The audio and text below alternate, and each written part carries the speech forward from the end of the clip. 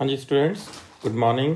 My self lecturer Deepak Mittal, welcome all of you on my YouTube channel.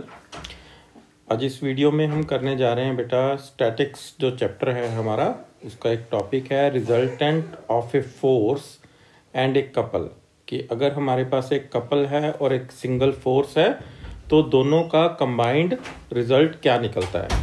ठीक है, तो resultant of a force and a couple, resultant of a single force R, एक single force है हमारे पास R and एक couple और moment है कपल का G, acting in the same plane on a rigid body is equivalent to a single force R, equal and parallel to the given force and act at a distance G by R from the line of action of the original force.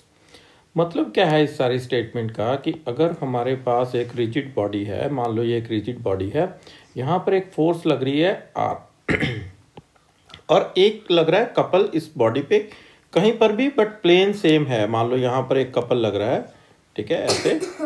तो इस couple का और इस force का जो हम combined resultant निकालेंगे वो वापस आर ही आएगा। ठीक है, सिंगल फोर्स आर ही आएगा, उसकी डायरेक्शन भी सेम रहेगी, बट सिर्फ जो आर की पोजीशन है वो चेंज हो जाएगी। कितनी दूरी पे चली जाएगी? Mod G by R distance पे शिफ्ट हो जाएगी। ठीक है, इसको समझते हैं डायग्राम की हेल्प से। ठीक है, तो ये देखो, मान लो हमारे पास एक कपल है जिसका मोमेंट है जी और एक फोर्स है आर। ये हमने फोर्स ड्रॉ कर ली आर, ठीक है, कोई सी भी इसकी डायरेक्शन आप ले सकते हो। ये मान लो एक सिंगल फोर्स है आर और ये हमने एक कपल ले लिया जिसका मोमेंट हमने माना है जी। कपल का मोमेंट हमें पता है क्या होता है, force into distance between the forces. Couple आप क्लॉकवाइज भी ले सकते हो, एंटी क्लॉकवाइज भी ले सकते हो। तो पहले हमने यहाँ पर, ठीक है, तो ये एंटी क्लॉकवाइज कपल लिया है, तो एंटी क्लॉकवाइज रोटेट कर रहा है। ठीक है, अब हमें पता है कि जो कपल है उसका मोमेंट होता है force into distance between the forces, और इक्विवेलेंट कपल होते हैं जिनका मोमेंट इक्वल आता है। ठीक है, मतलब जो फोर्स इनटू डिस्टेंस मल्टीप्लाई करके रिजल्ट है वो सेम आना चाहिए। तो हमने क्या किया, ये जो कपल हमें दिया हुआ है इसके इक्विवेलेंट एक और कपल बनाया। ठीक है, ये वाला रेड में।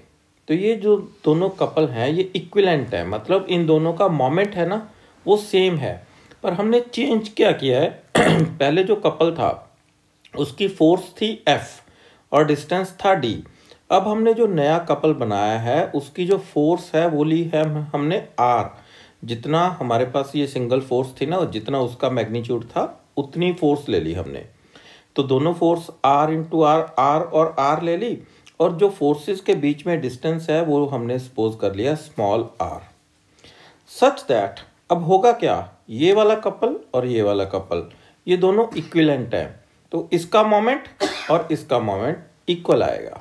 ठीक है, तो इसका मोमेंट तो है जी r डॉट r, क्योंकि फोर्स इसकी r है और डिस्टेंस स्मॉल r है, और इसका मोमेंट है F डॉट d जिसको हमने g एज्यूम किया है। ठीक है, तो अब यहाँ से स्मॉल r की वैल्यू कितनी आ गई, वो आ गई g अपॉन r। ठीक है, अब हम क्या करते हैं, इस कपल को और इस फोर्स को मर्ज करते हैं। तो ये देखो, ये एक नई डायग्राम बनाई है। ठीक है, इसमें क्या है, पहले ये ब्लैक कलर की लाइन है जो कि ये वाली फोर्स है, सेम डायरेक्शन। ठीक है, ये कैपिटल R थी, और ये जो कपल था इसमें तो क्या है, दो फोर्सेस है। ठीक है, दोनों की डायरेक्शन ऑपोजिट है। तो हमने क्या किया, इस कपल को मूव करके हम यहाँ पर लेके आए। ठीक है, जो ब्लैक वाली हमारे पास सिंगल फोर्स थी R, उसके ऊपर कपल की हमने वो फोर्स लेके आनी है जिसकी डायरेक्शन अपोजिट है R से। ठीक है, बट इस बात का ध्यान रखना है कि ये जो कपल है ये एंटी क्लॉकवाइज है, तो यहाँ पर भी जब कपल बनेगा तो वो एंटी क्लॉकवाइज ही हो, मतलब इसको आपने ऐसे शिफ्ट कर लेना है। तो अब ये R और ये R ये दोनों क्या हैं, एक ही लाइन में फोर्सेस हैं, दोनों डायरेक्शन इनकी ऑपोजिट है, तो ये दोनों तो क्या होंगी, आपस में कैंसिल हो जाएंगी। Equal and opposite forces in the same line. ठीक है, तो बचेगा क्या हमारे पास, बचेगी ये वाली फोर्स आर। तो ये वाली फोर्स क्या है, जो ओरिजिनल फोर्स है हमारे पास उससे स्मॉल आर डिस्टेंस पे है, ठीक है। तो यही हमारा रिजल्ट कहता है कि एक सिंगल फोर्स और एक कपल को जब हम मर्ज करके एक सिंगल उनका रिजल्टेंट फाइंड करते हैं तो हमारे पास क्या बचता है, एक सिंगल फोर्स बचती है जो कि पहले वाली फोर्स के इक्वल भी है, डायरेक्शन भी उसकी सेम है, बट सिर्फ उसकी पोजीशन चेंज हो जाती है। कितनी डिस्टेंस पे चली जाती है, R distance. R means G upon R. वहाँ पर जो हमने रिजल्ट पढ़ा है वहाँ पर मॉड जी लिखा है, मॉड इसलिए लिया है क्योंकि डिस्टेंस हमेशा पॉजिटिव आता है। यहाँ पर तो कपल हमने एंटी क्लॉकवाइज लिया है इसलिए जी पॉजिटिव है, तो हमें मॉड लेने की ज़रूरत नहीं है। बट अगर हम सेकंड केस करते हैं जिसमें हमारे पास जो कपल हमने ड्रॉ किया है वो कपल है, वो क्लॉकवाइज कपल है, ठीक है। तो उसका मोमेंट जो आएगा वो -F/d के इक्वल आएगा और फोर्स हमने ये सिंगल फोर्स आर ली है। इसके इक्विवेलेंट हमें एक और कपल बनाना पड़ेगा जिसकी जो फोर्स लेनी है कपल की वो सिंगल फोर्स के इक्वल होनी चाहिए। सिंगल फोर्स आर है तो कपल की फोर्स भी आर कर देंगे। डिस्टेंस को हम इंक्रीज या डिक्रीज करेंगे अकॉर्डिंगली, ताकि जो मोमेंट ऑफ कपल है -r.r, ठीक है, क्योंकि क्लॉकवाइज है ना तो माइनस आएगा, तो वो किसके इक्वल आए, वो जी के। मोमेंट नहीं चेंज होना चाहिए इक्विवेलेंट कपल्स में। तो स्मॉल आर की वैल्यू क्या आ गई, -g/r।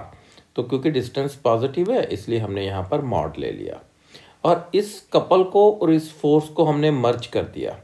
कपल को हमने थोड़ा सा रोटेट किया और इसको इसके ऊपर ऐसे मर्ज करना है कि जो कपल की फोर्स गिवन फोर्स के ऑपोजिट है वो लाइन इसके ऊपर आनी चाहिए और दूसरी लाइन यहाँ पर आ गई। बट जो कपल है ये कपल हमारा क्लॉकवाइज कपल था ना, तो यहाँ पर भी कपल क्या बनेगा, क्लॉकवाइज ही बनेगा।